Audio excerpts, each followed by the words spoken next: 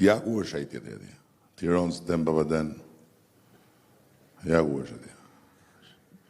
Me prona në Tiranë. Dem Babaden, gjithë jetën ndërtues,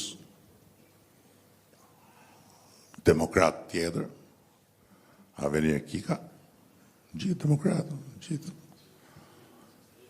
Tash pse vinë këtu? Po vinë këtu se këtu bëjmë punë, si mos vinë? Çfarë lidhje ka Aveniri me që ka ndërtuar gjithë ato apartamente për njerëzit?